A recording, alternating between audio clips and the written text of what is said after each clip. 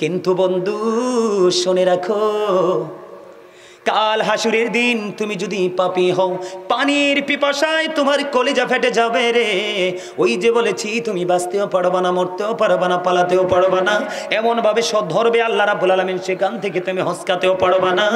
বন্ধু, গরম পানি, এত উত্তপ্ত গরম পানি তোমার মাথা দিয়ে ঢেলে দেওয়া হবে, এটা পেটের মধ্যে ঢুকবে, 2 রানের মধ্যখান দিয়ে সব কিছু লিকুইড হয়ে বের হয়ে যাবে, তুমি প্র্যাকটিক্যালি দেখতে পাবে রে, কিন্তু তোমার কিছু করার থাকবে না।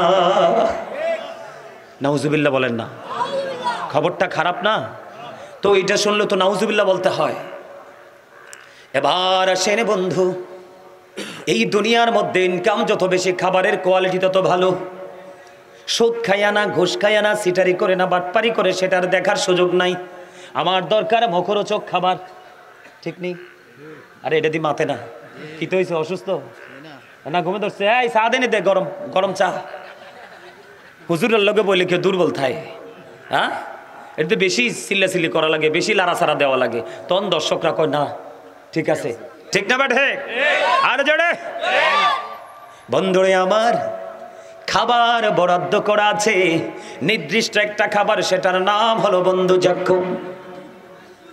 এই পাটুয়ারি বাড়ির জমিনে একটা গোটা জাক্কুম যদি পড়ে রে, গোটা পৃথিবীর মাটি বন্ধ বিষাক্ত হয়ে যাবে, কিয়ামত পর্যন্ত কোনো শস্য জন্ম হবে না। ওই ভয়ঙ্কর খাবার পাপীদের জন্য বরাদ্দ। হাদিস শরীফের মধ্যে এসেছে আরেকটা খাবার, সেটার নাম হলো তিনাতুল খাবাল।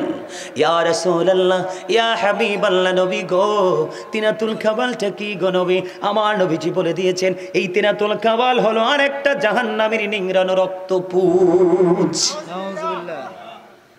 রক্তপুঁজ, পুঁজ দেখছেন না?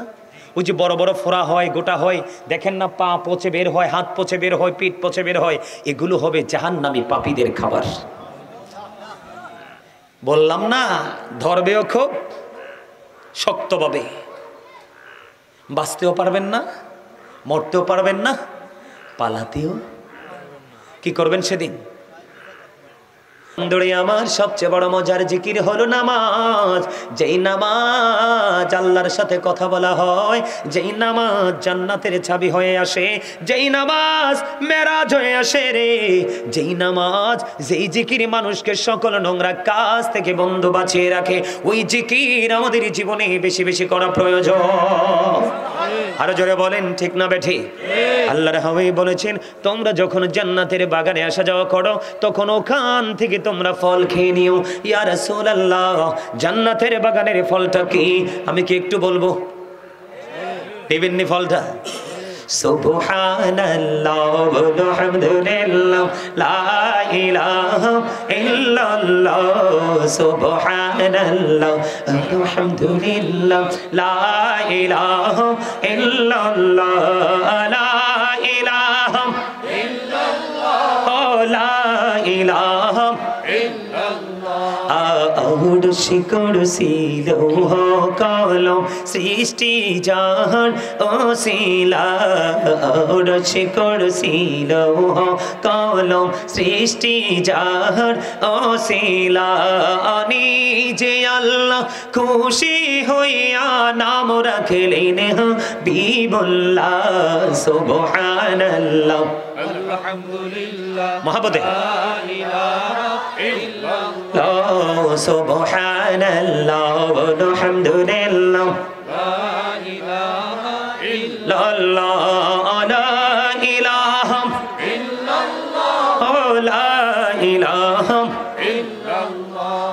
নামের সাথে নাম মিশাইয়া যারে আল্লাহ পাঠাইলা, নামের সাথে নাম মিশাইয়া যারে আল্লাহ পাঠাইলা, নিজে আল্লাহ দোস্ত বলে তাহার প্রেমে মজিলাও।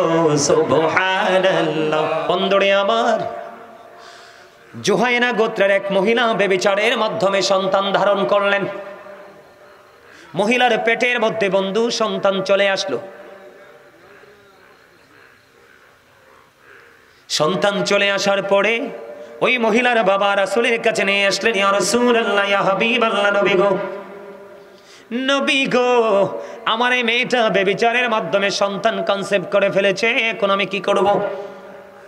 বুঝে নেবেন বন্ধুরে আমার। নবীজিকে যখন নবীজির কাছে নিয়ে আসলেন, নবীজি আবার বাবাকে বললেন, তোমার মেয়েটা নিয়ে তুমি বাড়ি চলে যাও, সুন্দর করে লালন পালন করো, যত্ন করতে থাকো। যখন তোমার মেয়েটা সন্তান প্রসব করবে তখন আমার কাছে নিয়ে এসো। দেখতে দেখতে সময় চলে গেল, বাচ্চা প্রসব হলো। বাচ্চা প্রসব হওয়ার পরে রাসূলের কাছে যখন নিয়ে আসা হলো, তখন নবীজি বললেন তার পরনের কাপড় দিয়ে তাকে শক্ত করে বাঁধো। তারপরে বললেন তার জন্য গর্ত খনন করো। তার বডিটা বাঁধা হলো। বন্ধু, গর্ত খনন করা হলো। গর্তের মধ্যে ঢুকে পাথর মারতে থাকলো। পাথর মারতে মারতে মারতে মারতে ওই পর্যন্ত পাথর মারতে থাকলো, যতক্ষণ না পর্যন্ত মহিলাটার মরণ না হয়। পাথর মারতে মারতে বন্ধু মহিলাটা মৃত্যুবরণ করলো। কিন্তু যদিও পাপী, সে কিন্তু ইমানদার, আল্লাহ মেনেছে, রাসূল মেনেছে, পরকালের প্রতি বিশ্বাস করেছে, আসমানি সকল কিতাবের প্রতি, সহিফাগুলোর প্রতি, বন্ধু আসমানি সকল ফেরেশতার প্রতি যেই যেই জায়গায় ঈমান আনা দরকার সে সব জায়গায় ঈমান এনেছে, কিন্তু অপরাধ করে ফেলেছে ভয়ঙ্কর। তখন মহিলাটা মৃত্যুবরণ করলো। সবাই চিন্তিত হয়ে গেল, কে রে এই মহিলার জানাজা পড়াবে? কারণ তাকে তার মাজা পর্যন্ত গর্তের মধ্যে গেড়ে মৃত্যু নিশ্চিত করেছেন যে রহমাতুল লিল আলামিন। ওনার সামনে কারো জানাজা পড়ার এত বড় সাহস নেই। কথা বলেন না কেন? সবাই চিন্তিত হয়ে গেল বন্ধু। পরে দেখা গেল নবীজি তার জানাজা পড়ার জন্য দাঁড়িয়ে গেলেন। তার জানাজার কাজ সম্পূর্ণ হয়ে গেল। সাহাবায়ে কেরাম আশ্চর্য হয়ে গেলেন। হযরত ওমর ছিলেন অত্যন্ত দূরদর্শী, আপনারা তো জানেন, অত্যন্ত সাহস ছিলেন, অত্যন্ত নমনীয়তার সাথে আদবের সাথে প্রাণের নবীকে প্রশ্ন করলেন, ইয়া রাসূলুল্লাহ, ইয়া হাবিবাল্লাহ, যাকে পাথর নিক্ষেপ করে মারা হলো তার জানাজা আপনি পড়ে দিলেন, নবী গো, আসলে সমস্যার সমাধান কোথায়? আমাদের মধ্যে কি একটা কনফিউশন শুরু হয়ে গেছে, চিন্তা হয়ে গেল। নবীজি তার জানাজা পড়ে গেল, রহস্যটা কি? নবীজি সঙ্গে সঙ্গে জানিয়ে দিলেন, রে ওমর, ওই মহিলা যে তওবাটা করেছে, মদিনার ৭০ জন পাপীকে ভাগ করে দিলে ৭০ জন পাপীর ক্ষমার জন্য যথেষ্ট হয়ে যাবে। সুবহানাল্লাহ। বুঝতে পারছেন নি? এবার এত জঘন্য পাপ করার পরেও তার তওবার পাওয়ার ছিল তো বেশি। আপনি আমিও তওবা করব। জীবনে অতীতে যেই গুনাহ করেছি সব গুনার জন্য সব সময় লজ্জিত থাকব। জীবনে কোনো দিন আর পাপ করব না, সেই প্রতিশ্রুতি দিব। দেব কি দিব না? যার হক নষ্ট করেছি, সম্ভব হলে ধীরে ধীরে তার কাছ থেকে তার হক যা আছে তা ফিরিয়ে দিয়ে আমরা কি করব? তার কাছ থেকে ক্ষমা চেয়ে নিব। এবং হারাম খাবার খেয়ে বডিটাকে মোটা তাজা করেছি, এই হারাম গোস্ত শরীর থেকে আবার পুনরায় খসাতে হবে। এইরকম শক্ত তাকওয়া নিয়ে যদি আমরা তওবা করতে পারি, তাহলে আমাদের সেই তওবা দিয়ে আমরা পরিত্রাণ পাবো। ঠিক কিনা বলেন? খালেস তওবা। এখন আমরা তো নামাজই পড়ি না, তওবার শিক্ষা পাবো কোত্থেকে? আমরা তো নামাজই পড়ি না, জিকিরই করি না। এই যে আমি দরুদ পড়লাম, শুরুতে আপনারা কিন্তু পড়েননি, কেমন জানি দুর্বল দুর্বল ছিলেন, এই জন্য আপনাদেরকে আমি দুর্বল বলেছি। সম্মানিত উপস্থিতি, জুম্মার দিনে কেউ যদি রাসূলকে ভালোবেসে মাত্র ৮০ বার দরুদ পড়ে, তার ৮০ বছরের সগীরা গুনাহ আল্লাহ মাফ করে দেয়। সুবহানাল্লাহ। দরুদ পড়তে কি কোনো কষ্ট হয়? প্রাণ ভরে মন মজি দরুদ পড়া যায় না? বন্ধুরে আমার, দাইলামি শরীফের মধ্যে এসেছে হাদিসখানা। হাদিসের রাবি হলেন হযরতে আনাস রাদিয়াল্লাহু তাআলা আনহু।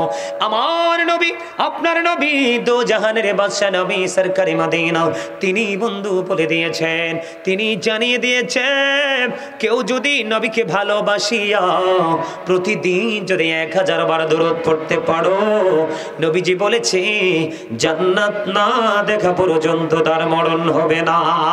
সুবহানাল্লাহ। আমাদের দুরুদ নিয়ে, জিকির নিয়ে কত ধরনের অবহেলা। সম্মানিত উপস্থিতি, এই অবহেলার জগৎ থেকে আমাদেরকে কি করতে হবে? উঠে আসতে হবে, ওখান থেকে আমাদেরকে ফিরে আসতে হবে। এখন বর্তমানে আমাদের মধ্যে আরেকটা সবচেয়ে বড় ভয়ঙ্কর একটা বেদী আমাদের মধ্যে প্রকাশিত হয়েছে, বলবো? সেই বেদীটা হলো বাচ্চা মুসলমানি করাইলে, বিয়ে হইলে, জন্মদিন টন্মদিন কত কিছু, এক সপ্তাহ আগে থেকে গান বাদ্যযন্ত্র হয়, হয় কি হয় না? এই গান বাদ্যযন্ত্র বেড়ে যাওয়া মুসলমানের মধ্যে, এটা কিয়ামতের আলামত। কিসের আলামত? আরো জোরে বলেন। আল্লাহ রাসূল বলেছেন, গানের আসরে যাওয়া পাপী লোকের কাজ, গান থেকে মজা নেওয়া ফাসেকদের কাজ। কি? কান লাগাইয়া গান শোনা কার কাজ? ফাসেকদের কাজ। আর গান থেকে, গান শোনার পরে কেউ যদি কয় ইস ফ্যান্টাস্টিক, তার মানে মজা পাইছেন, এই কথা বলতে দেরি আপনি যেন কুফরি করে ফেললেন। নাউজুবিল্লাহ বলেন না কেন? মাঠে পানি দিলে যেমনি ফসল তৈরি হয়, নোংরা শব্দ দ্বারা যে গান রচনা করা হয়েছে, এই গান থেকে মানুষের মনের ঘরে নোংরামি তৈরি হয়। নাউজুবিল্লাহ বলেন না কেন? আমার আপনার প্রাণে নবী বলে দিয়েছেন, ও বন্ধু, নবীজি জানিয়ে দিয়েছেন, কিয়ামতের পূর্বক্ষণে একদল মানুষের চেহারাটা বিকৃত হয়ে যাবে, মাটির মধ্যে গ্রথিতকরণ করা হবে। ইয়া রাসূলুল্লাহ, তারা কি তাওহীদ মানবে না? নবীজি বলেছেন মানবে। তারা কি রিসালাত মানবে না? নবীজি বলেছেন মানবে। নবীজি বলেছেন ওয়ায়াসুমুন ওয়ায়াহুজ্জুন ওয়ায়ুসাল্লুন। নবীজি বলেছেন তারা আল্লাহ মানবে, তারা রাসূল মানবে, তারা নামাজ পড়বে, রোজা করবে, কি করবে? হজ করবে। তারপরেও কি তাদের এই সাজাটা বহাল থাকবে? নবীজি বললেন তারপরেও তাদের এই সাজা বহাল থাকবে। কেন গো, কেন গো? তারা গানের আসর বসাবে। নাউজুবিল্লাহ। কোন? আপনি নামাজ পড়েন, রোজা করেন, হজ করেন, সবই করেন, আল্লাহ মানেন, রাসূল মানেন, কিন্তু আপনি গান প্রেমিক। কি প্রেমিক? ঠিক কিনা বলেন? কারণ নামাজ পড়লে আল্লাহ কইছে সব পাপ থেকে বেঁচে থাকতে পারেন। আপনি নামাজও পড়লেন, আবার নোংরা কাজও করলেন, তার মানে আপনি নামাজি হতে পারলেন হইছেন? তাহলে কি করা যাবে না? গান বাদ্যযন্ত্রের প্রতি আসক্ত হওয়া যাবে না। এটা কিয়ামতের আলামত। আপনার পবিত্র সব কাজ কি হয়ে যাবে? ড্যামেজ হয়ে যাবে। এখনকার ছেলেরা কি ভদ্র না অভদ্র? অভদ্র না? কথা কয় না। দেখবেন এখনকার ছোট ছোট বাচ্চাদেরকে আপনি মোবাইল দিলে ঠান্ডা হয়ে যায়, কথা কয় না। আপনি যেই কোনো একটা মিউজিক লাগাই দেন, দেখবেন বাচ্চা অটো ঠান্ডা হয়ে যাবে। কেন বাচ্চাটা ঠান্ডা হয়ে যাবে জানেন? কারণ বাচ্চার মার বাড়িতেও বিয়ের দিন বাজছে মিউজিক, বাবার বাড়িতেও বাজছে মিউজিক। দুজন একত্রিত যখন হয়েছে রাতের 12টা-1টা পর্যন্ত, তখনও বাজছে মিউজিক, কথা কন না। বাজারে গেছেন, চারা কিনবেন, ফলের চারা, তেঁতুলের চারা দেখছেন এত সুন্দর, যাচাই বাছাই করেন নাই, সুন্দর চারা দেখে লোভে পরে কিনে নিয়ে আসলেন। এটা বাড়িতে না লাগাইলেন, বড় হইল, তেঁতুল ধরলো, ফাইকে একটা পড়ছে, কামড় দিয়ে দেখেন এমন সুক্কার সুক্কা। এখন যদি গাছের নিচে বই বই, এখন আল্লাহ রে, আমি তো ভাবছিলাম আমার গাছের ল্যাংরা আম ধরবো। কি আপনি তো মিস্টেক করেছেন ফার্স্ট টাইমে, শুরুতে। কোন সময় আপনার মিস্টেক হয়েছে? ফার্স্ট টাইম, শুরুতে। আপনি যদি বীজটা ভালো দেখে আনতেন, তাহলে কিন্তু গাছটাও ভালো, ফলও মিষ্টি হতো। ঠিক তেমনি ভাবে আপনাকে আমাকে, ছেলের ক্ষেত্রে ছেলের জন্য মেয়ে খুঁজছেন ধার্মিক, মেয়ের জন্য ছেলে খুঁজছেন ধার্মিক। কালো, সাদা, লম্বা, খাটো এগুলোর দিকে তাকাবেন না। এখন কিন্তু সুন্দরের পিছে দৌড়াইতে দৌড়াইতে আল্লাহ নাই, রাসূল নাই, ধর্ম নাই। রাসূল বলেছেন সুন্দর পাইছো, বড়লোক পাইছো, বংশীয় পাইছো, সব পাইছো, কিন্তু ধর্ম নাই, ধর্ম ধনের ধন নাই ভিতরে। এটাকে কি করে দাও? ডিলিট করে দাও, ঠিক কিনা? আর সুন্দরীও না, বড়লোকও না, বংশীয় না, কিন্তু এটা আর একজনের বাড়ির দাসী, একটা কান তার কাটা। রাসূল বলেছেন যদি ধর্মধনের ধনী হয়, কান কাটা বাদী দাসী বেয়াদব সুন্দর সুন্দরীর চাইতে অনেক উত্তম। আমাদের সামাজিক যে অবক্ষয়, সেটা এই জায়গা থেকে উঠে এসেছে। দাদা কি বলেন? আমাদের সামাজিক যেই অবক্ষয়, নীতি নৈতিকতার যে অবক্ষয়, এটা কোত্থেকে উঠে এসেছে? এই বিবাহ নামক বন্ধন থেকে শুরুটাই হয়েছে নষ্ট। এই জন্য বাচ্চা আসে পৃথিবীতে অত্যন্ত দুষ্ট, কথা কন না কেন? আহারে, আমার কথা তো তারা পছন্দ করে না, কি করতাম? কথা তো হেসা। আল্লাহ কয় অকুলু কাউলান সাদীদা, আল্লাহ কয় হেসা কথা কও, নাই কি মিছা কথা কইতা? হ্যাঁ, নবী কইছে কান কাটা দাসী অনেক বেটার সুন্দরী বেয়াদবের চাইতে। এই যার যার বাড়িতে সুন্দর জামাই এবে দেখবেন হাতের গেটআপ, সালাম দেনা, একদম কারেক্ট কথা। এতে মনে মনে কয় আই এম এ হিরো, ঠিক কিনা বলেন? আরে কয় না কেন? কয় এক সপ্তাহের মধ্যে 60টা বিয়ে হয়েছে, সব ডিজামাইতে মোটা সোটা সুন্দর আমি, ঠিক কিনা কন? হাতের ভিতরে অহংকার। আর বিশেষ করে সুন্দরী বউ যার ঘরে আছে শ্বশুর শাশুড়ির কোনো হুঁশ নাই। কথা কন না কেন? শ্বশুর শাশুড়ি হাজবেন্ডকে পাত্তা দেয় না। শ্যামলা এবং কালো বউ যেই ঘরে আছে দেখবেন এই ঘরে সুখের কোনো কমতি নাই। কথা কয় না কেন? এই জন্য আমি কই কালা সব্যের চাইতে বালা। কথা কয় না কেন? এই মিয়া নবীর স্বচ্ছ প্রেমিক ছিলেন হযরত বেলাল, হাবশির বেলাল কালা। এই তো কইছে সুন্দর এক প্রভাত মনে করিয়ে দিয়েছে। আমার মা আমি জন্মের পরে দেখেছি ওই যে আগে বাঁধানো বানাতো না, আপনার কাপড়ের মধ্যে বিভিন্ন প্রভাত লেখে বিভিন্ন ডিজাইন তার আর্ট করে সুই সুতা দিয়ে করে যারা চারপাশ প্রেম দিয়ে আবদ্ধ করে ঝুলাই রাখতো। আমি বোঝার পরে দেখছি আমাদের ঘরের মধ্যে ঝুলানো। আমার মা কিন্তু একজন আর্টিস্ট, অত্যন্ত ফরেজগার, নম্র, ভদ্র, অত্যন্ত আল্লাহওয়ালা। জীবনে আমি দেখিনি কোনো গ্লেজি কাপড় পরতে। উনি পর্দায় থাকেন, তারপরও উনি লাইট কোনো কালার কাপড় আমার জীবনে দেখিনি পরেন। আমার বাবাও কোনোদিন এনে দেয়নি। আমি দেখিনি জীবনে কোনোদিন আমার বাবা মা কোনোদিন তাদের এক ওয়াক্ত নামাজ কাজা করতে আমার চোখে পড়েনি। আমার মা লিখেছিলেন, দেখছিলাম আমি, জাতের মেয়ে কালোই ভালো, নদীর জল গোলাই ভালো। আজকে আমার এই ভদ্রলোক আমাকে মনে করিয়ে দিলেন। সম্মানিত উপস্থিতি, অনেক প্রবাদ আছে যেগুলো মুরব্বীরা আগে বলতেন, এগুলো এখন ডিলেট হয়ে গেছে, আউট হয়ে গেছে, ঠিক কিনা বলেন? মুরব্বীদের সংস্পর্শে থাকা দরকার, আল্লাহর প্রিয় লোকদের সংস্পর্শে থাকা দরকার, তাহলেই আসবে আমাদের মধ্যে শান্তি, ঠিক কিনা বলেন? আপনারা সত্যি করে বলেন, কালো বউ যেখানে আছে এখানে কি শান্তি না?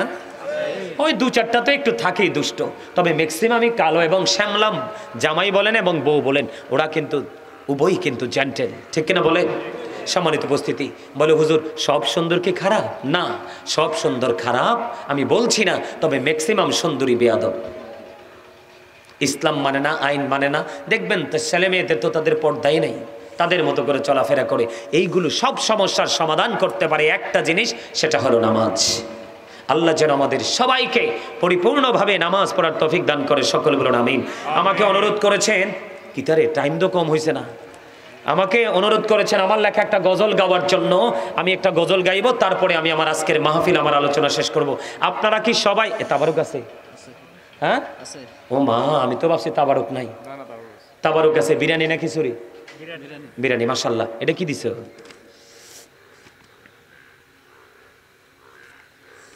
ও মা, কি কইছে গো? আচ্ছা, উত্তর সোজাসুজি দিয়ে লই, এরপরে গজলটা গামো। ছেলে এবং মেয়ে কখন উপযুক্ত হয়, যৌবনের জোয়ার কখন আসে, মেয়েরটা বুঝবে মা, ছেলেরটা বুঝবে বাবা। কথা বুঝে নেবেন, আমার একদম সোজা, একদম ডাইরেক্ট হিসাব। কেউ কিন্তু 20 বছরও কি করে না, কেউ কিন্তু 20-25 বছরও কি করে না, বাবা মাকে বিরক্ত করে না। কেউ কিন্তু আবার 14-15তেই কিন্তু কি করে, বাবা মাকে জ্বালায় মারে, পোলা হোক মেয়ে হোক। বাবা মা দেখবেন ছেলে মেয়ের কন্ডিশন বোঝে, গইলে বিয়ে দিয়ে দিবেন, নাইলে বিয়ে করাই দিবেন, সোজা উত্তর। কি এই হুজুর কি দেখুন? হ্যাঁ না, আমি কি বলছি? আপনারা বাড়ি গিয়ে বিবেচনা করবেন। আরেকটা হলেও, হ্যাঁ সরকারে আপনি লেহালেইটা করেন না তো, ওই সরকার আইতো না আপনার বাড়িতে। আপনি যখন দেখবেন দুষ্ট প্রকৃতির, তখন আপনি এটা করে দিবেন, কিন্তু আপনি লেখালেখি করেন না, কথা রাখবেন, পরে সব হইব সময় মতো, ঠিক কিনা বলেন? এই কিতারে কালা আমার কাছে ক, আরে কস না, কি মুনাজাতের জন্য কিতা? আরে দূর বেটা, ফোনে 2 ঘন্টার কাছাকাছি আলোচনা করতেছে, তোরা কি বলদ নাকি? এখন আনছে প্রশ্ন, আমার দিকে তাকান।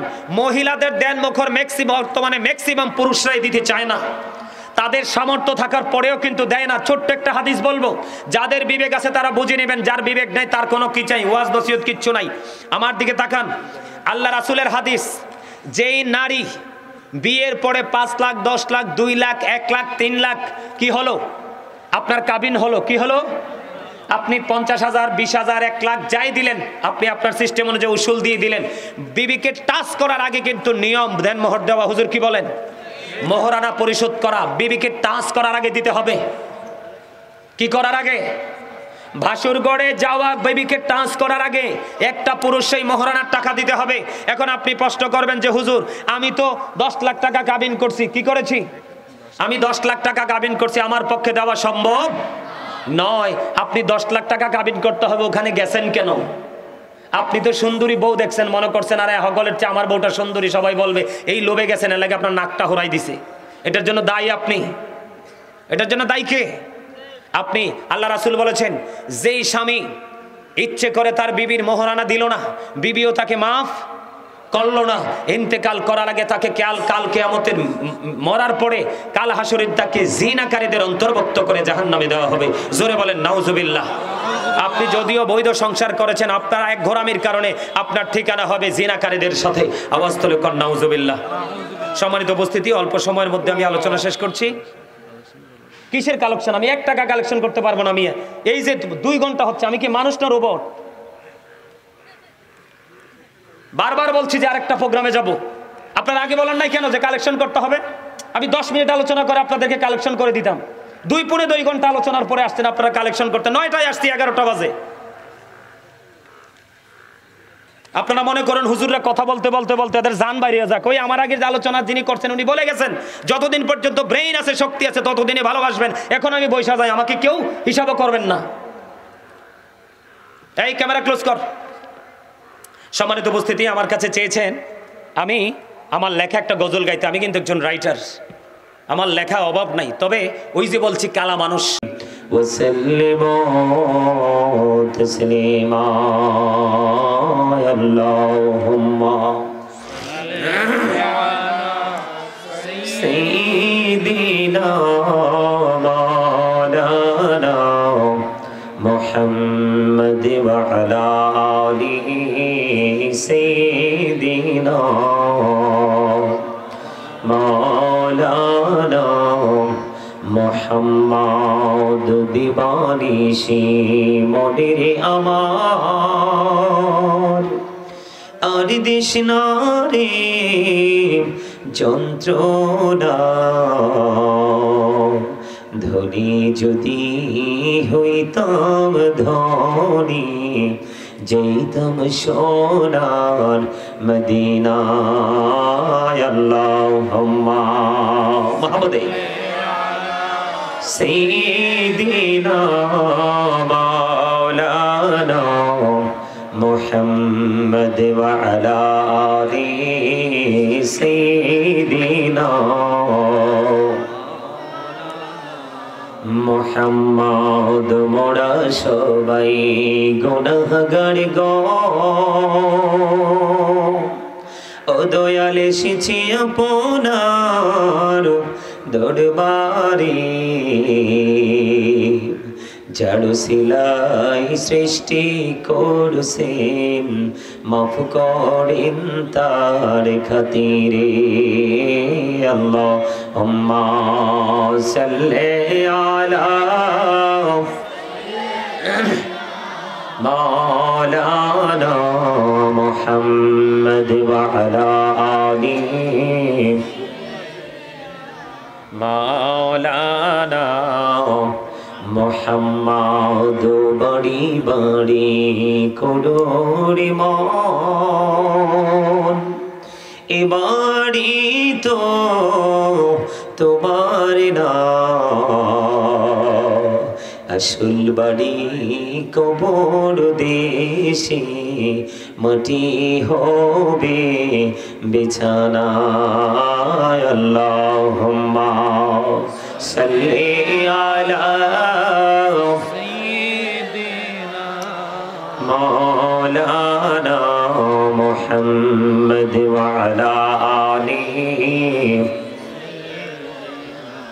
মাওলানা মুহাম্মদ। লা ইলাহা ইল্লাল্লাহ, লা ইলাহা লা ইলাহা ইল্লাল্লাহ, লা ইলাহা হাইরে কত সুন্দরী মদিনা, যাইতে এই মন দিওয়ানা। হাইরে কত সুন্দর মদিনা, যাইতে এই মন দিওয়ানা। হাইরে দয়া করো দয়াল আল্লাহ, দয়া করো দয়াল আল্লাহ, নসিব করো মদিনা। লা ইলাহা ইল্লাল্লাহ, লা ইলাহা হাইরে নামাজে রোজা ছাইরো না, মা বাবাকে ভুইলো না। হাইরে জান্নাতে বাসী হইতে চাইলে, জান্নাতে বাসী হইতে চাইলে, প্রাণ ভরে করো সাধনা। লা ইলাহা ইল্লাল্লাহ, লা ইলাহা লা ইলাহা ইল্লাল্লাহ মুহাম্মাদুর রাসূলুল্লাহ সাল্লাল্লাহু আলাইহি ওয়াসাল্লাম। আল্লাহ আল্লাহ আল্লাহ আল্লাহ আল্লাহ আল্লাহ আল্লাহ আল্লাহ Allah Allah Allah Allah Allah Allah, এই নামেতে এই তো মধু, এই নামেতে এই তো মধু, জানি নে তো আগের দয়াল, জানি নে তো আগে। যতই জাপি নামটি তোমার, যতই জাপি নামটি তোমার, তুই মধুর লাগে রে দয়াল, তুই মধুর লাগে। আল্লাহ আল্লাহ আল্লাহ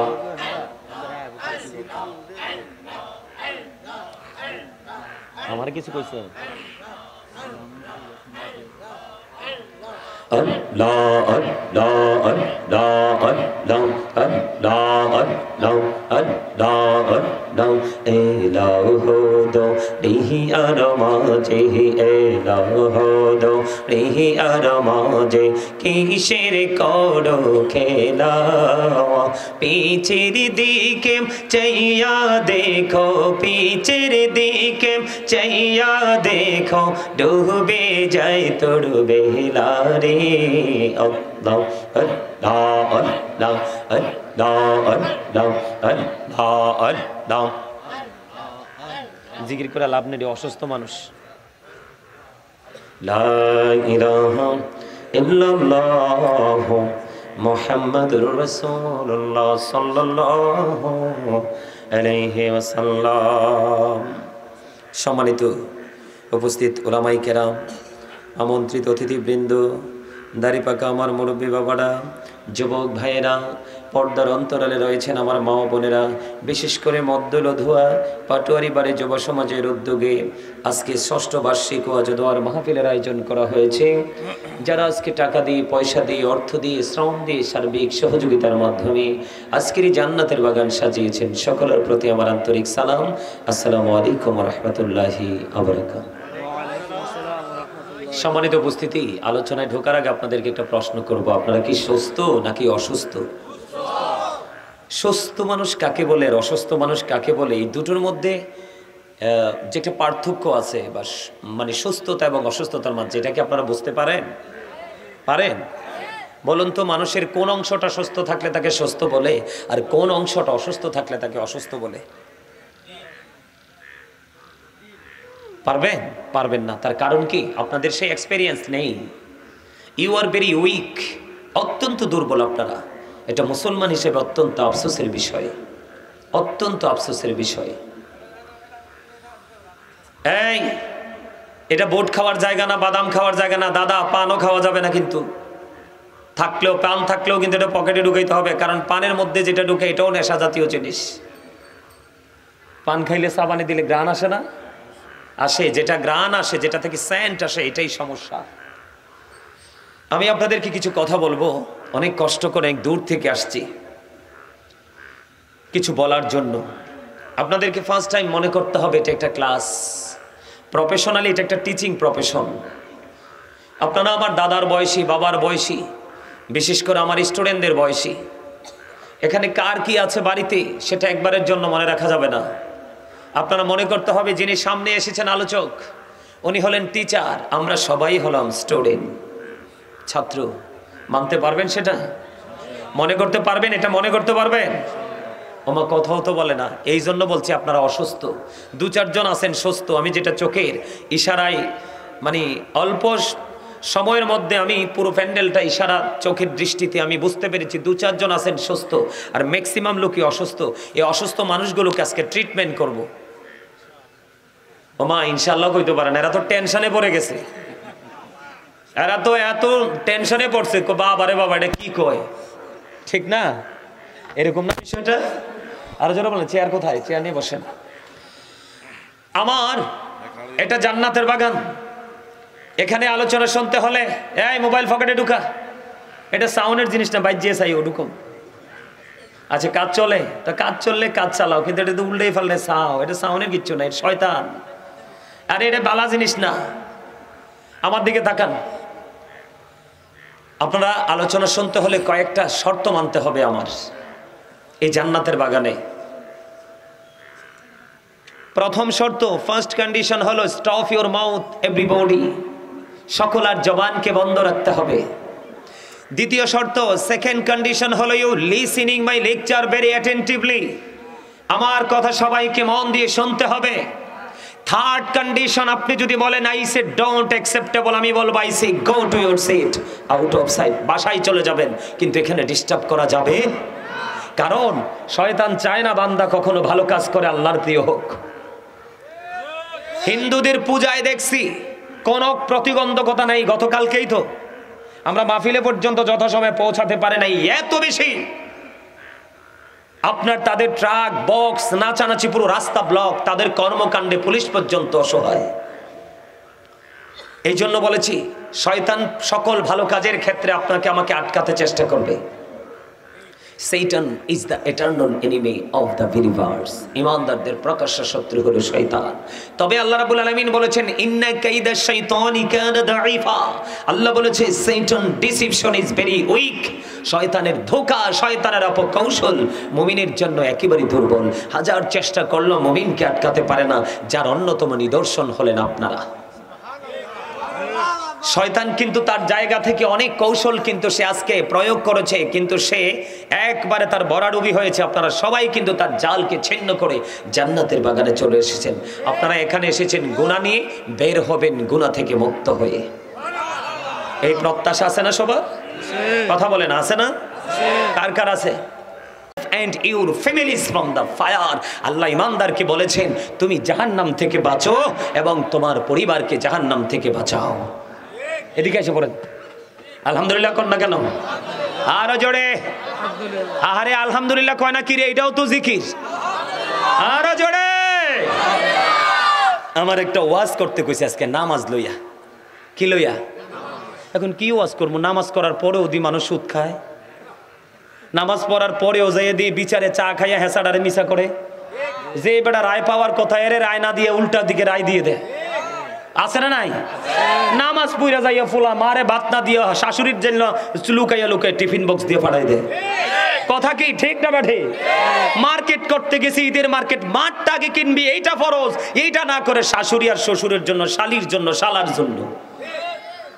ব্যাকল হগল জানে না শ্বশুরের পায়ের নিচেও জান্নাত নাই, শাশুড়ির পায়ের নিচেও জান্নাত নাই, মার পায়ের নিচে জান্নাত।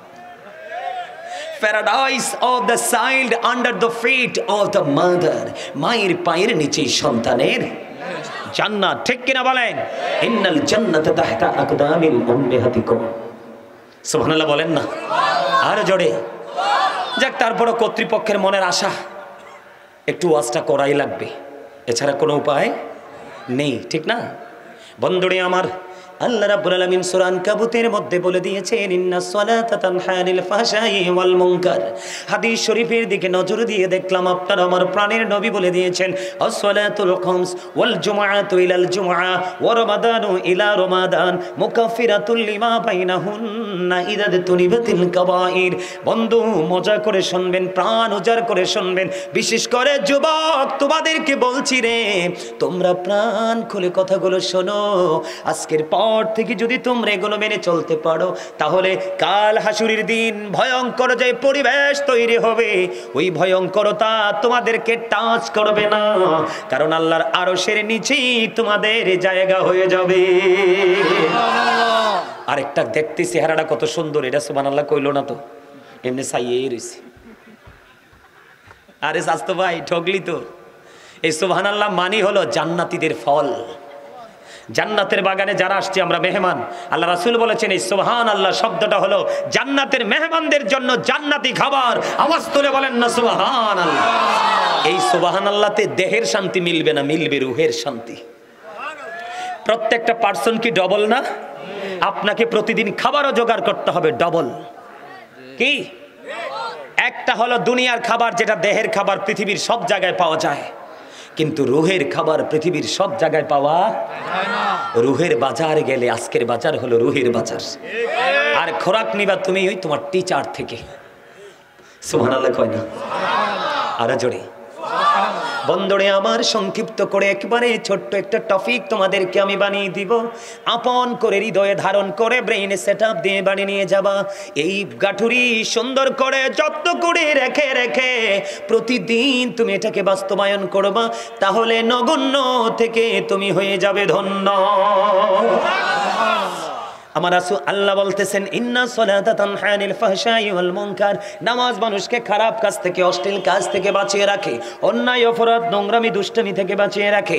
এবার হাদিস শরীফের দিকে নজর দিয়ে দেখলাম বন্ধু আমার নবী জানিয়ে দিয়েছেন সালাতুল খামস, 5 ওয়াক্ত নামাজ, ওয়াল জুমআতু ইলাল জুমআ ওয়া রমাদানু ইলা রমাদান।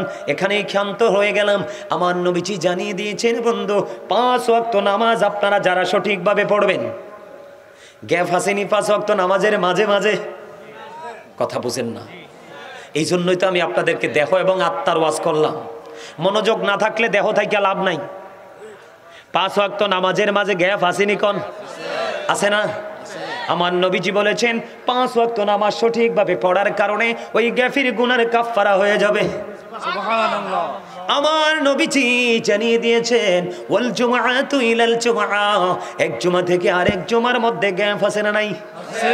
এরে যুবক হৃদয় খুলে তোমরা শোনো, আমার নবীজি জানিয়ে দিয়েছে বন্ধু একটা জুমা থেকে আরেকটা জুমার মাঝখানে দীর্ঘ একটি সপ্তাহের গ্যাপ। আমার নবী জানিয়ে দিয়েছেন 2 দিকের জুমা যখন তুমি সুন্দর করে পড়বা তাহলে তোমার 1 সপ্তাহের গুনার কাফফারা হয়ে যাবে। আজকে একটা জুমা গেল, গত একটা জুমা গেছে, 2 জুমার মাঝখানে 1 সপ্তাহের গুনাহ মাফ। সুবহানাল্লাহ। এরপরে সবচেয়ে মজার জিনিস নিয়ামত আসছে সামনে। সম্ভবত মার্চের 12 তারিখ আমাদের রোজা, প্রথম রোজা হতে পারে। নবীজি বলেছেন রমাদানু ইলা রমাদান, এক রমজান থেকে আরেক রমজান। ও বন্ধু মধ্যখানে 305 দিন অথবা 300 দিনের ডিস্টেন্স। কথা কয় না দাদা, ঠিক না? আমার দাদারে পাই আমি খুশি হয়েছি, খুব মন দিয়ে কথা শুনছেন এবং সাড়া দিচ্ছেন। এই জন্য আমার মুরব্বীদের, আমি এখনো বুড়া হইনি, চুলগুলো পাকছে টেনশনে।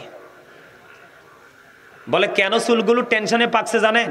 বাংলাদেশের ইতিহাসে এমন রেকর্ড নেই। আমি অদম গুনাহগার পাঞ্জেখানা মসজিদ থেকে 5 মাসে জুম্মার মসজিদ কমপ্লিট করে এই 5 জানুয়ারির প্রথম জুমা থেকে জুমা চালু করে দিয়েছি, মাত্র 5 মাসে। আপনারা অনলাইনে দেখবেন এত নান্দনিক মসজিদ যেটা আপনার সহজে চোখে পড়বে না। আলহামদুলিল্লাহ বলেন না? এই মসজিদের কাজ দইরা দাদা চুল 8টা ফাঁকনা ছিল, যে কয়টা ফাঁকছে কইতাম না, শুধু টেনশন। আরে আজকে বাজার করি, কালকে গেলে দি দাম আরো চড়া, পশু গেলে দিয়ে আরো চড়া, টেনশন করতে করতে যাক আল্লাহ সাহায্য করছে, হয়ে গেছে আলহামদুলিল্লাহ। নবীজি জানিয়ে দিয়েছেন এক রমজান থেকে আরেক রমজান, এই দিকে 30 দিন, ওই দিকে 30 দিন, 60 দিন মাইনাস হয়ে গেল 300 দিন অথবা 305 দিন। ও বন্ধু, দুই দিকে রমজানের কারণে আপনার ওই 300 দিনের গুনার কাফারা হয়ে গেল। সুবহানাল্লাহ। তবে শর্ত দিয়েছেন নবী, মুকাফিরাতুল লিমা বাইনাহুন্না ইযা তুনিবাতিল কাবাইর। আমার নবীজি শর্ত দিয়ে দিয়েছেন, ইচ্ছে করে কবিরা গুনাহ করা যাবে না, কবিরা গুনাহ থেকে বেঁচে থাকতে হবে। দাদা কি করতাম কোনছেন, কথা তো কয় না। লবণ ছাড়া খাবার মজা লাগেনি? লাগে না তো, মজা না হইলে খাইতে পারেননি। এই লবণ ছাড়া যেমনি খাবার মজা হয় না, মজা না হইলে যেমনি খাওয়া যায় না, ঠিক তেমনি আল্লাহ রাসূলের প্রেমিক হতে না পারলে কোনোদিন আপনার কাছে আমল মজা লাগবে না। আর আমল যদি মজা না লাগে, কোনোদিনও আপনি আমল করতে মনে চাইবে না। এজন্য আপনাকে আমাকে আগে প্রেম করতে হবে। কি করতে হবে? প্রেমের বাজারে ঢুকতে হবে, প্রেমের ট্রেনিং করতে হবে, তারপরে আমলে যাবেন, সেই আমল দিয়ে কাজে লাগবে। প্রেম ছাড়া আমল কি লাভ আছে? আপনি আমল করলেন কিন্তু হৃদয়ে তৃপ্তি আসলো না, আপনি নিজেই বুঝতে পারবেন যে আপনার আমল আল্লাহর দরবারে কবুল হয়েছে না। বিশেষ করে জুম্মার দিনে যে অসভ্যতা, এই মুসলমান যে কেমনে আল্লাহ এই দুনিয়াতে পয়দা হইল আর মাথায় ধরে না। ইমাম সাহেব খুতবা দিতে লাগলে দৌড়ে যায়, কি করতে যায়? আবার সালাম ফিরাইতে দেরি গেটে যুদ্ধ শুরু হয়ে যায়, কার আগে কে বেরোইব। এই ডিজিটাল মুসল্লির জন্য কোনো বেনিফিট নাই। বেনিফিট কার জন্য জানেন? যেটা সবার আগে মসজিদে যাবে, আমল নামায় ওট কুরবানির সওয়াব প্রথম কাতারে বসে গেল। সুবহানাল্লাহ, কন্যা সুবহানাল্লাহ। এখানে জুমার বয়ান আছে না নাই? ও বন্ধু, হৃদয় খুলে শোনো, আমার নবী জানিয়ে দিয়েছেন জুমার দিনে তুমি উত্তম রূপে গোসল করবে অন্য 6 দিনের তুলনায়। সুন্দর, সবচেয়ে দামি সুন্দর পাঞ্জাবিটা তুমি পরবা, সুন্দর পাঞ্জাবিটা পরে সবচেয়ে সুন্দর সুগন্ধি তুমি গায়ে লাগাইবা, লাগাইয়া সবার আগে তুমি মসজিদে চলে যাবা। আল্লাহর হাবিব সরকারে মদিনা তিনি জানিয়ে দিয়েছেন, যেই ব্যক্তি জুমার দিনে সবার আগে মসজিদে যাবে এবং সবার পরে মসজিদ থেকে বের হবে, মসজিদের দরজা থেকে বের হয়েছে যখন তার বাড়ির দিকে রওনা দিবে, তার যতগুলো কদম লাগবে রে, প্রত্যেকটা কদমের বিনিময়ে আলাদা আলাদা করে 1 বছরের নফল ইবাদতের সওয়াব দেওয়া হবে।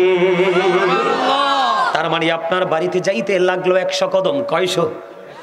তাহলে 100 কদমের বিনিময় 100 বছরের নফল ইবাদতের সওয়াব। সুবহানাল্লাহ। তাহলে আগে গেলে লাভ না, পড়ে গেলে? পরে গেলে শুধু লস আর লস। আপনাদেরকে আজকে আমি বলে দেই, যারা জুমার দিন ইমাম সাহেব মিম্বরে দাঁড়িয়ে গেল, খুতবা দেওয়ার জন্য দাঁড়িয়ে গেল, এমন সময় যারা মসজিদের মিম্বরে ইমাম সাহেব দাঁড়িয়ে গেল খুতবা হাতে নিয়ে, বন্ধু আপনি নামাজ পড়তে চলে গেলেন, ইচ্ছে করে দেরি করেছেন, কারণ আপনার মধ্যে অনেক অহংকার গেট আপ কাজ করে, জাস্ট ফর্মালিটি মেনটেন করেছেন, সবাই যায় আমিও যাচ্ছি এটা মনে করে গেলেন। বন্ধুরে আমার, আল্লাহর হাবিব জানিয়ে দিয়েছেন, ইমাম সাহেব যখন খুতবা দেওয়ার জন্য দাঁড়িয়ে যায়, পৃথিবীতে প্রত্যেকটা জুমার দিন স্পেশাল ফেরেশতা আসে মসজিদের দুপাশে দাঁড়িয়ে দাঁড়িয়ে, মুসল্লি যিনি প্রথম আসবে ওনার রোল নাম্বার 1, ওনার পজিশনটা হবে অন্যতম, যিনি দ্বিতীয়বার যাবে 2 নাম্বার। দাদা ঠিক নেই? এমনি করে করে যেই ফেরেশতারা তোমার নোটবুক স্পেশাল নোট হাজিরা খাতায় জুমার মুসল্লি হিসাবে তোমার নামটা লেখা হয়, তুমি যে জুমার দিনে সবার পরে মসজিদে চলে গেছো, ওই যে স্পেশাল ফেরেশতাদের হাজিরা খাতায় তোমার নামটা উঠলো না। বলে হুজুর কেন গো? না ওঠার কারণ হলো যেই ফেরেশতাগুলো আজকে লিস্ট করার জন্য এসেছে, ওই ফেরেশতাগুলো বন্ধু তিনি কি করলেন, সঙ্গে সঙ্গে ইমাম সাহেব দাঁড়াইতে দেরি নোটবুকটাকে বন্ধ করে ইমাম সাহেবের খুতবা শোনার জন্য দাঁড়িয়ে গেছে। তাহলে আপনি কি হতভাগা না? কপাল পোড়া না? কেন আপনি ইচ্ছে করে কপাল পড়েছেন? এটার জন্য দায়ী কেহ নয়। মনে রাখবেন, আল্লাহ বলেছেন ওয়ালিল্লাহি মা ফিস সামাওয়াতি ওয়া মা ফিল আরদ ওয়ালিল্লাহি তুরজাউল উমুর। আল্লাহ রাব্বুল আলামিন জানিয়ে দিয়েছেন, আকাশ এবং পৃথিবীর মধ্যে যা কিছু আছে সবই আল্লাহর, সব কিছু আল্লাহর দিকে ফিরে যাবে। বন্ধু তুমি কেন অহংকার করছো? তুমি জানো তোমাকে মরতে হবে, এই জন্য বলছি তুমি নামাজ ঠিকভাবে পড়ো, তোমার সব কিছু বন্ধু ক্লিয়ার হয়ে যাবে। আমার দিকে তাকাও। একদিন ঈসা রুহুল্লাহ তিনি কি করলেন? তিনি রাস্তা দিয়ে হেঁটে যায়, হঠাৎ করে তিনি দেখতে পাইলেন হঠাৎ করে বন্ধু তিনি দেখতে পাইলেন আশ্চর্য ধরনের একটা পাখি, তিনি নিজে নিজে গাটা ধুলাবালির মধ্যে ময়লা করছে। ময়লা করা শেষ হলো, হঠাৎ করে কাছে গিয়ে আরেকটা পুকুরের মধ্যে বা জলাশয়ের মধ্যে তিনি গোসল করতেছে একটা পাখি। একবার গোসল করলেন, আরেকবার ময়লা করলেন, এমনি করে করে একবার ময়লা করে আরেকবার ধৌত করে ঈসা রুহুল্লাহ দাঁড়িয়ে গেলেন, চিন্তা করতেছেন ব্যাপার কি, কারণটা কি, এটার মানে কি। আল্লাহ রাব্বুল আলামিনের পক্ষ থেকে পাঠিয়ে দিলেন ফেরেশতা, এসে ঈসা রুহুল্লাহকে একটা ডাক দিয়ে বললেন, ও আল্লাহর নবী, আশ্চর্য হওয়ার কিছুই নাই, এটা হলো আখিরি নবীর উম্মতের নিদর্শন। জোরে জোরে বলেন না সুবহানাল্লাহ। কার নিদর্শন? আখিরি নবী সরকারে মদিনা, যাকে বলা হয় নবীদের নবী, ইমামুল মুরসালিন। আখিরি নবীর উম্মতের নিদর্শন কেমন রে, কেমন হলো? আখিরি নবীর উম্মত যখন গুনাহ করবে তার শরীরটা ময়লা হয়ে যাবে, যখন তিনি ফজরের নামাজ দাঁড়াবে তখন তার গুনাহগুলি মাফ হয়ে যাবে। আবার জোহর পর্যন্ত সেই মনের অজান্তে অপরাধ করে ফেলবে, আবার তার শরীরটা ময়লা হয়ে যাবে। আবার যখন সুন্দর করে জোহরের নামাজ পড়বে ওই পাখির মতো তার শরীর থেকে ময়লাগুলো দূর হয়ে যাবে। ওই পাখিটা 5 বার ময়লা করলেন, 5 বার শরীরটা ধুইলেন। আমাদের জন্য তো 5 ওয়াক্ত নামাজ বরাদ্দ করেছেন আমার আল্লাহ, ঠিক কিনা বলেন? মেরাজে যখন রাসূল গেলেন আমাদের জন্য আল্লাহ মেরাজ দিলেন। নামাজ কিন্তু মুমিনের জন্য জান্নাতের চাবি, নামাজ কিন্তু মুমিনের জন্য মেরাজ। নামাজ হলো মুমিন পবিত্র অন্যায় কাজ থেকে বেঁচে থাকার মতো বড় অস্ত্র। কথা বলেন না কেন? আমার নবীজি বলে দিয়েছেন, যেই ব্যক্তি বন্ধু তার কারো বাড়ির সামনে যদি একটা পুকুর থাকে বা কূপ থাকে, তাহলে সে যদি এই কূপের মধ্যে দৈনিক 5 বার গোসল করে, পুকুরের মধ্যে 5 বার গোসল করে, তার শরীরের মধ্যে কোনো ময়লা থাকবে না। তোমরাও যদি আমার উম্মত, আল্লাহর হাবিব জানিয়ে দিয়েছেন উম্মতগুলোকে, তোমরা যদি 5 ওয়াক্ত নামাজ পড়ো তাহলে তোমাদের আমল নামায় কোনো গুনাহ থাকবে না। সুবহানাল্লাহ। বন্ধুরে আমার, হৃদয়ের জানালা খুলে তোমরা সবাই শোনো, আমাদের উপর 50 ওয়াক্ত নামাজ আল্লাহ বরাদ্দ করলেন। কয় ওয়াক্ত? মুসা নবী কিন্তু 6ষ্ঠ আসমানে ছিলেন। আমার নবী যখন মেরাজে যায়, ঊর্ধ্ব জগৎ গমন করতেছেন, 6ষ্ঠ আসমানে কিন্তু মুসা নবীর সাথে প্রেম বিনিময় হয়েছে, কথোপকথন হয়েছে, সালাম বিনিময় হয়েছে। আল্লাহর কাছ থেকে ফিরে আসলেন, আসার পরে মুসা কালিমুল্লাহ প্রশ্ন করলো, আল্লাহর নবী গো, আল্লাহ আপনাকে কি দিলেন? কয় আমার উম্মতের জন্য মেরাজ। কয় ওয়াক্ত? কয় 50 ওয়াক্ত। কয় না না, আপনার উম্মত 50 ওয়াক্ত নামাজ আদায় করতে পারবে না, তারা দুর্বল হয়ে যাবে। আমার নবী সুপারিশ করলেন, করতে করতে করতে করতে বন্ধু 45 ওয়াক্ত মাইনাস হলো। আল্লাহর হাবিবের কাছে দরখাস্ত, আল্লাহর হাবিব আল্লাহর কাছে বললেন, আল্লাহ গো, আমার উম্মতের জন্য বরাদ্দ দেন কয় ওয়াক্ত? আল্লাহ সেটা গ্রহণ করলেন। আল্লাহ রাব্বুল আলামিন গ্রহণ করার পরে, সমর্থন করার পরে বললেন, হাবিব আমি আপনারটা গ্রহণ করে নিলাম, তবে আমি আল্লাহ কথা দিয়েছি আমার বান্দার জন্য 50 ওয়াক্ত নামাজ। আপনার উম্মতগুলো সঠিকভাবে যদি 5 ওয়াক্ত নামাজ পড়তে পারে তাহলে তাদের আমলনামায় 50 ওয়াক্ত নামাজের সওয়াব দেওয়া হবে। জোরে জোরে বলুন না সুবহানাল্লাহ। বন্ধু, শীতের দিনে আপনাদের এলাকায় গাছের পাতা ঝরেনি? কথা কয় না, ঝরে? ঝরেনি? সব গাছের পাতা না। যারা বলছেন না সব গাছের না, তারা রাইট। আর যারা বলছেন সব গাছের, তারা বললে ফেলছেন আর কি, চিন্তা করেন নাই। তাল গাছ আর নারকেল গাছের পাতা কি ঝরে শীতের দিনে? এটা টাইম হইলে ঝরে পড়ে। নারকেল গাছের পাতা তো চুল্লা থাকলেও পড়ে না। পরে কথা কন, খেজুর গাছেরটা কি পড়ে? ওরে বাপরে, জুল্লে ওঠা এটা 6 মাস। আরো যেরকম একটু একটু আপনাদেরকে হাসালাম, কেন জানেন? যেন আপনারা দুর্বল না হন। বলে হুজুর, গাছের পাতা জড়ার সাথে আপনার আলোচনার সম্পৃক্ততা কি? হযরত আবু যর রাদিয়াল্লাহু তাআলা আনহু থেকে হাদিস কানা বর্ণিত, আমার নবী শীতের দিনে বের হলেন। বের হওয়ার পরে তিনি চাইয়া দেখলেন গাছের পাতা বিরামহীন ভাবে জোরে জোরে পড়ছে। যখন তিনি দেখতে পেলেন গাছের পাতা বিরামহীন ভাবে জোরে জোরে পড়ছে, নবীজি গাছের ডাল ধরলেন, আবু যরকে একটা ডাক দিলেন। হযরত আবু যর উত্তর দিলেন, লাব্বাইকা ইয়া রাসূলুল্লাহ, আমি হাজির। নবীজি বললেন, হে আবু যর, চাইয়া দেখো শীতের কারণে শুষ্ক হয়ে গাছের পাতা বিরামহীন ভাবে জোরে জোরে পড়ছে। আল্লাহর প্রিয় হাবিবের উম্মতগুলো, আল্লাহর বান্দাগুলো, আমরা তার মানে আমরা যখন নামাজের মাধ্যমে আল্লাহর কুদরতি কদমে প্রথমে সেজদা দিব, ওই শীতের দিনের গাছের পাতার মতো আমাদের আমল নামা থেকে গুনাহগুলো ঝরে যাবে। তাহলে নামাজে লাভ না লস? নামাজের আরেক নাম হলো জিকির। কি কথা কয় না?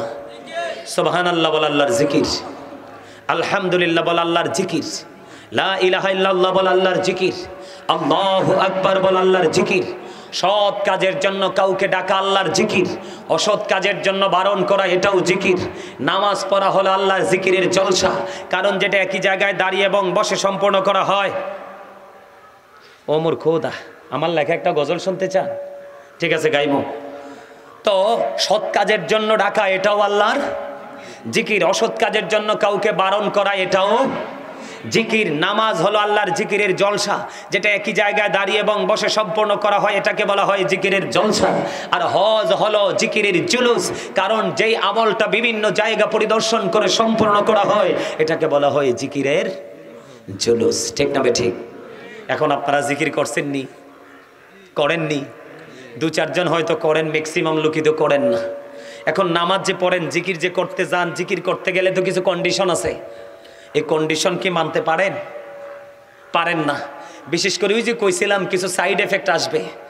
বিশেষ করে যুবক ভাইরা, তোমরা যে জিন্স প্যান্টটা পরো, এটা কি নাভির উপরে থাকে না নিচে? কথা কয় না? আর এটা উপরে থাকে না নিচে? শরমের কিচ্ছু নাই, আমি জানি। কই থাকে? আরো জোরে যুবকরা কাও। নাভির কমপক্ষে 3 থেকে 4 আঙ্গুল নিচে, ঠিক না? নিচে দিয়া শুধু টাকনুর নিচে না, একবারে মুরার নিচে, ফ্যানের তলা ক্ষয় হয়, জুতা ইনটেক। ঠিক না? ঠিক। বলে হুজুর কেন আসলেন এখানে? কারণ নামাজের সাথে সম্পৃক্ততা আছে পোশাকের। আল্লাহ বলেছেন লিবাসুত তাকওয়া যালিকা খায়র। আল্লাহ রাব্বুল আলামিন বলে দিয়েছে বন্ধু, পুরুষের পর্দা হলো, পুরুষের পরশ পোশাক হলো উপর দিয়ে নাভি বরাবর আর নিচের দিক দিয়ে টাকনোর উপরে। এই কন্ডিশনে পোশাক পরা ইমানদার পুরুষের জন্য ফরজ। আল্লাহ কয় ফি আই সূরাতিন মা শাআ রাক্কাবাক। আল্লাহ বলতেছেন আল্লাহ ক্রিয়েটেড দ্য মাইন্ড, আল্লাহর মন মতো করে মানুষকে বানাইছে। সূরা 3 আল্লাহ রাব্বুল আলামিন বলেছেন লাকাদ খালাকনাল ইনসানা ফি আহসানি তাকওয়িম। আল্লাহ রাব্বুল আলামিন বলে দিয়েছেন বন্ধু, মানুষকে সুন্দর করে সৃষ্টি করেছেন। কি করে? কথা কয় না? এই সুন্দর মানুষকে আরো সুন্দর রাখার জন্য আল্লাহ রাব্বুল আলামিন পোশাক দিয়েছেন। এখন এমন পোশাক আমরা পরছি যে এই পোশাক আমাদের লজ্জাস্থানকে ঢাকতে পারে না। কথা কন না কেন? এখন চালাক মানুষ যারা বলবে হুজুর নিচে দিয়া বইটা ফেলামু, কিন্তু আল্লাহ তো আপনাকে কইছে উপর দিয়েও নাভি বরাবর রাখতে হবে। আমি মাইন্না নিলাম আপনি নিচে দিয়া বটে ফেলবেন, কিন্তু উপর দিয়া হাজার চেষ্টা করলেও উপরে তোলা যাবে না, কারণ এটা জন্মই হয়েছে ছোট্ট হয়ে। কথা কয় না? বলে হুজুর কেন? আমার নবীজি মসজিদের মধ্যে অবস্থান করতেছে, হাদিস শরীফের মধ্যে এসেছে নবীজি দেখলেন এক ব্যক্তি এসে ওযু করে নামাজের নিয়ত বেঁধে ফেললেন। নবীজি বললেন তুমি ওযু করে আসো। তিনি ওযু করতে গেলেন, আবার ওযু করে এসে তিনি আবার নামাজের নিয়ত বাঁধলেন। নবীজি আবার বললেন তুমি ওযু করে এসো। তিনি আবার ওযু করে এসে নামাজে দাঁড়ালেন। আবার আপনার আমার প্রাণের নবীকে বলা হলো, নবীজি নামাজে দাঁড়ালেন, আবার নবীজি বললেন তুমি ওযু করে আসো। তৃতীয়বার নবীকে প্রশ্ন করা হলো ইয়া রাসূলুল্লাহ বারবার কেন বলছেন ওযু করার জন্য? নবীজি বলেছেন সে যে নামাজ পড়তে এসেছে শরীয়তের যে সীমারেখা সেটা কি করছে? ওভারটেক করেছে। এই পোশাক পরে নামাজ পড়লে নামাজ দিয়ে আল্লাহ পর্যন্ত পৌঁছাতে পারবে না, কারণ নামাজের জন্য নির্দিষ্ট একটা পোশাক রয়েছে। তাহলে আপনাকে আমাকে কি করতে হবে? লুঙ্গি বলেন, প্যান্ট বলেন, পায়জামা বলেন, ট্রাউজার বলেন, যেটাই বলেন উপর দিয়ে নাভি বরাবর আর নিচে দিয়ে টাকনুর। ঠিক আছে নি? বুঝে আসছে? আর পবিত্র হতে হবে। আপনারা তো যেইভাবে ঠুসঠাস করে যে প্রস্রাব করে পানি খরচ করে নামাজ পড়তে চলে আসেন, আল্লাহ রাসূল বলেছেন লা তাকবালু সালাতুম বিগাইরি তুহুর ওয়ালা সাদাকাতিম মিন কুলুল। আল্লাহ রাসূল বলেছেন পবিত্রতা ছাড়া ইবাদত কবুল হয় না, আর হালাল টাকা না হইলে দানও কবুল হয় না। তাহলে আমাদেরকে নামাজ পড়ার পড়বে আমাদেরকে সচেতনতা অবলম্বন করতে হবে কি হবে না? আরো জোরে বলেন না, হবে কি হবে না? এই ফরজ নামাজের পাশাপাশি আপনারা কিন্তু সুন্নত নফল ইবাদতও বেশি বেশি করবেন। আরেকটা কথা বলি আমি, আপনার মাগরিবের নামাজের পরে, হ্যাঁ মাগরিবের নামাজের পরে আরেকটা নামাজ আছে, জানেননি সেটার নাম কি? আওয়াবিন নামাজ। কি নামাজ? মাত্র 6 রাকাত। কয় রাকাত? আল্লাহ রাসূল বলেছেন আপনার যদি কোনো প্রয়োজন থাকে বলতে পারবেন, যদি প্রয়োজন না থাকে কোনো কথা বলবেন না। মাগরিবের নামাজ শেষ করে 6 রাকাত আওয়াবিন নামাজ পড়ে নেবেন। কয় রাকাত? 6 রাকাত আওয়াবিন নামাজ পড়ে নেবেন। একদিনের আওয়াবিন পড়ার কারণে আপনার আমল নামায় 12 বছরের নফল ইবাদতের সওয়াব দেওয়া হবে।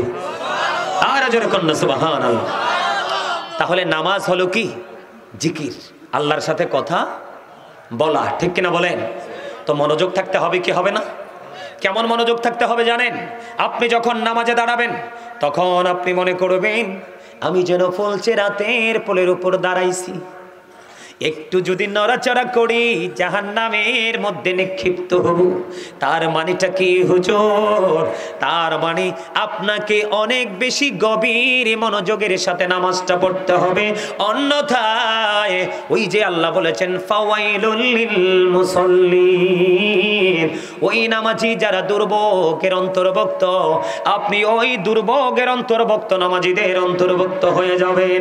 এই জন্য বন্ধু নামাজে যখন দাঁড়াবেন মনে করবেন যেন ফুলচেরাতের পোলের উপরে, আর মনে করবেন আপনার পিছনে যেন আজরাইল, সামনে যেন খানায় কাবা, ডান দিকে যেন জান্নাত আর বাম দিকে যেন জাহান্নাম। এই চিন্তায় এই মানসিকতা নিয়ে একেবারে একাগ্র চিত্তে নামাজ চালিয়ে যাবেন। আল্লাহ যেন কবুল করেন সকলে বলুন আমিন। আমিন। আরো জোরে আমিন, আরো জোরে আমিন। সম্মানিত উপস্থিতি, আল্লাহ রাব্বুল আলামিন বলছে জিকির করার জন্য আমরা করব না? যখন যে জিকির করা প্রয়োজন আমরা সেটাই করব। জিকির করলে কি হয় জানেন? জিকির ইজ দ্য হার্ট মেডিসিন। জিকির হলো হার্টের ঔষধ। জিকির কি? আপনার প্রত্যেকটা জিনিসকে ক্লিয়ার করার জন্য একটা যন্ত্র থাকে না? কথা কয় না? থাকে না? যেমন ধরেন আমি কথা বললাম, এখানে এই জায়গাটা ঘেমে গেল,